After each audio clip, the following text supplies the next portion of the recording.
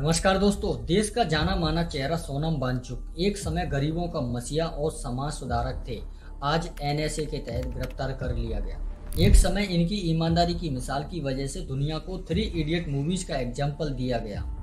लेकिन किसी को क्या पता था कि थ्री इडियट मूवीज का हीरो आज देश का सबसे बड़ा विलन बन जाएगा। एक समय बच्चों के लिए स्कूल, आर्मी के लिए कैंप और पर्यावरण की इतनी सुरक्षा, आज अचानक वही आदमी देश के साथ खिलवाड़ कैसे कर सकता है।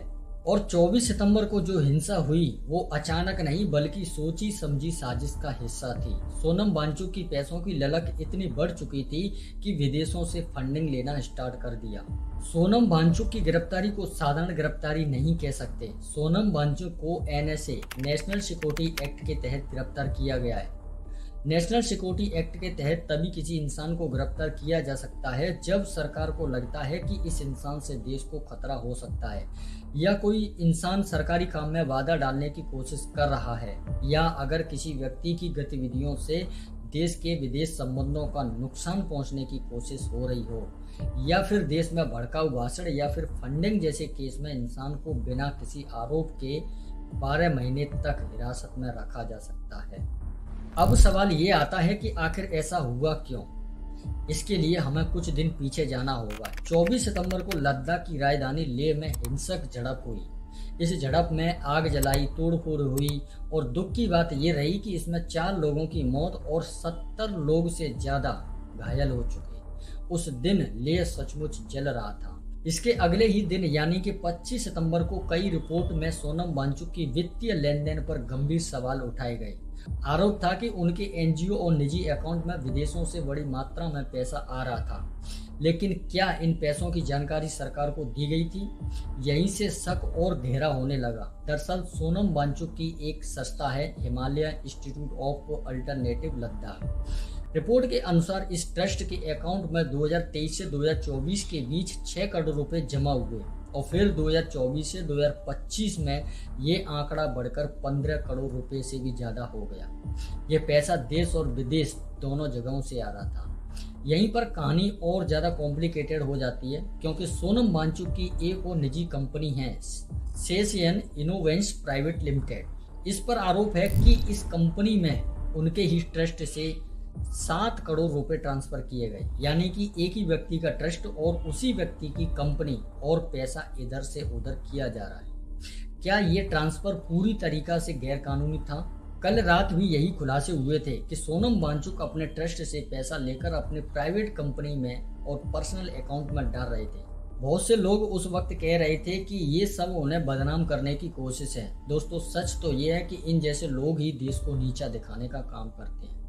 जो इंसान देश में भड़काऊ भाषण या फिर देश में नफरत फैलाने जैसा काम कर रहा होगा, उस इंसान को ये चमचा सबसे ज्यादा सपोर्ट करता है।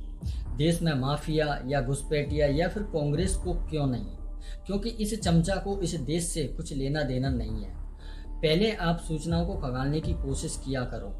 इतना ही सब कुछ उजागर करने का शौक है तो इस चमचा ने कभी किसी माफिया के ऊपर वीडियो क्यों नहीं बनाई?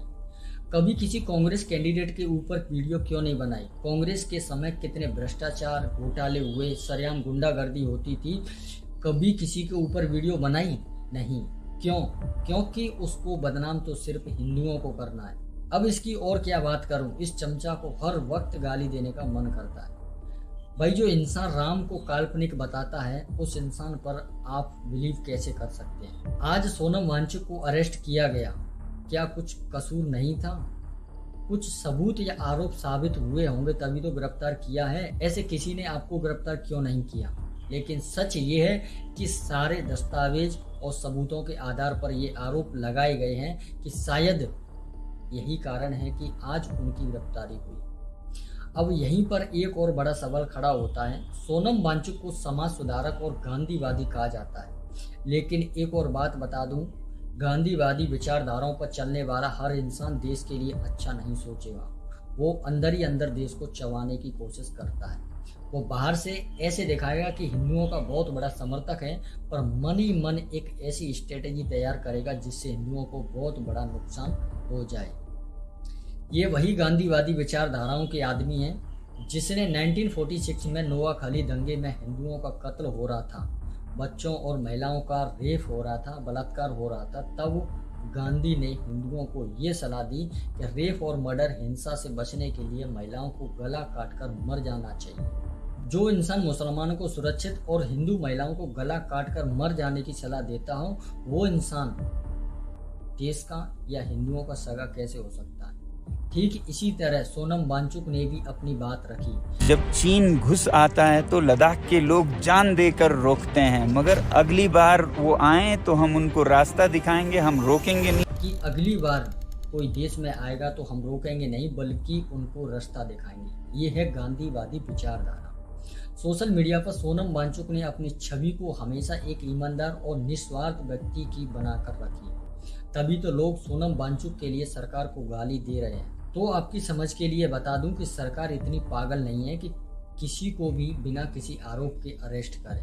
लोग मानते हैं कि सोनम वांगचुक लद्दाख के लोगों की भलाई के लिए काम करते हैं, लेकिन क्या वाकई सोनम वांगचुक की छवि और उसके असली काम को छुपाने की कोशिश करती है? क्या सोशल मीडिया पर पीआर के जरिए बनाई गई इमेज सोनम वांगचुक के असली सच को छुपा रही थी? दोस्तों, सच यही है कि उनकी गिरफ्तारी इतनी आसानी से नहीं हो सकती थी अगर सिक्योरिटी एजेंसी ने ये कदम ना उठाया होता।